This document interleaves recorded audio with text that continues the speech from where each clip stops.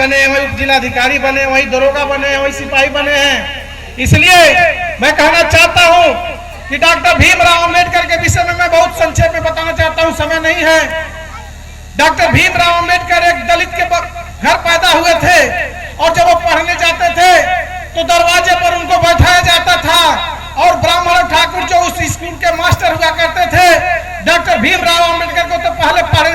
Admission नहीं करना चाहते थे, लेकिन किसी तरह से एडमिशन हुआ तो पढ़ते थे दरवाजे पर, स्कूल के दरवाजे पर बोरा बिछा करके डॉक्टर साहब पढ़ते थे और अंदर बड़े बड़े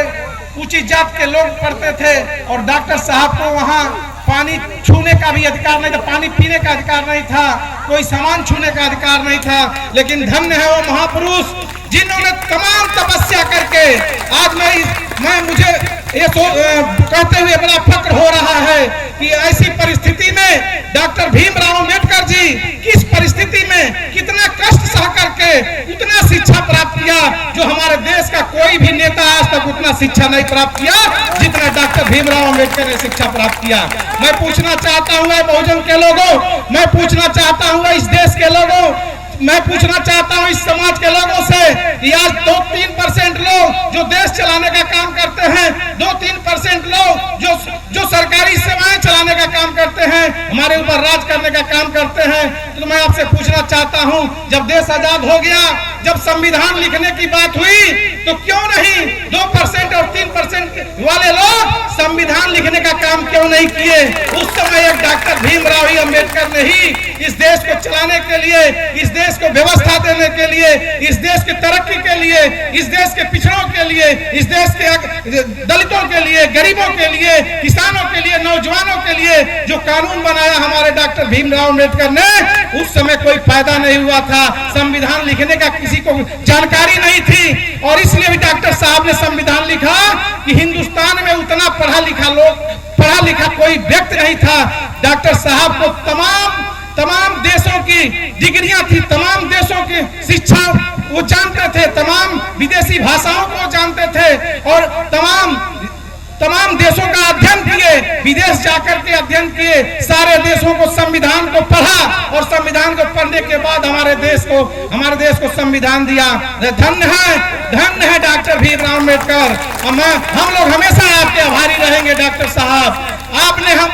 आज मैं आप फक्र के साथ कहना चाहता हूं कि कितने देवी देवता हैं हम नहीं देखे हैं इस देश में। 36 हमारे देश में ये लोग बताए हैं कि 33 करोड़ देवी देवता हैं, हम तो किसी को नहीं देखे हैं, किसी देवता देवी को नहीं देखे हैं। लेकिन